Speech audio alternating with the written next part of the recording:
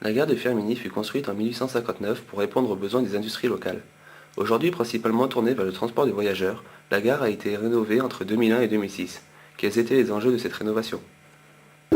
L'objectif de, de la réhabilitation, des travaux qui ont été faits, c'était moderniser l'offre de transport. Parce qu'on se prépare à une époque où les carburants vont devenir tellement chers et la pollution devient tellement importante avec l'abus de carburant aussi, qu'on fait maintenant un urbanisme qui va dans le sens de réhabilitation du transport en commun. Mais pour que les gens passent de la voiture au transport en commun et trouvent que c'est bien, il leur faut le confort, la vitesse et l'exactitude. Et quoi de mieux que le chemin de fer électrifié? Pour moderniser la gare de Firminy et la ligne de chemin de fer, plusieurs aménagements sont nécessaires. Pour cette modernisation de l'offre, il y a eu donc, à la fin des années 90, la mise en place d'un projet qui s'est réalisé, puisque vous l'avez sous les yeux, d'électrification de la ligne Saint-Étienne-Firminy. Une deuxième phase était prévue, je ne sais pas si elle se fera, mais c'était de raccorder cette ligne électrifiée au réseau de tramway de l'agglomération stéphanoise. Il fallait aussi envisager des parkings près des gares, donc les différentes gares de la vallée, dont celle de Firminy, une révision des réseaux de transport en commun hors du chemin de fer pour rabattre les lignes vers ces gares, l'aménagement des abords de ces gares pour qu'elles soient conviviales et agréables et pour que ça soit plus accessible, prévoir aussi un espace de dépose minute parce que les trains arrivent vite et il ne faut pas qu'il y ait un encombrement au moment de tout ça, et puis l'amélioration qualitative des gares. Pour rendre la gare plus accessible, plus agréable, moins dangereuse, de gros travaux ont été entrepris. Il fallait aussi, sur les lignes, mettre les tunnels et les ponts au gabarit. Vous avez vu peut-être qu'à Firminy, il a fallu démolir le pont qui relie la ville au quartier du Mas pour le surélever. Ça a été déplacer la sortie de l'autoroute, c'était pas un mince travail. Et sur l'autoroute, que faire? On ne va pas construire des maisons, des usines ou tout ça.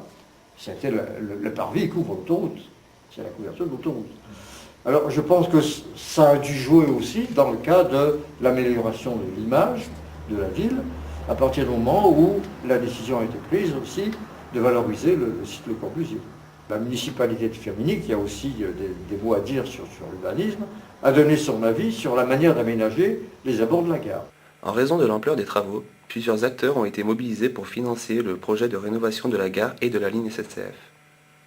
Pour la partie électrification, le budget prévu était de 54 260 000 euros.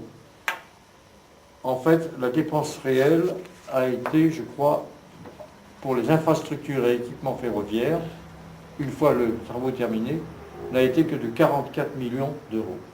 Sur ce budget, il y avait 5 intervenants. Donc il y avait une convention entre 5 signataires. Il y avait l'État pour l'électrification, 39,55%. Imaginez la subtilité de la virgule. 39,55%. La région, 39,55%. Le département, 4,43%. Saint-Étienne Métropole, 4,43%.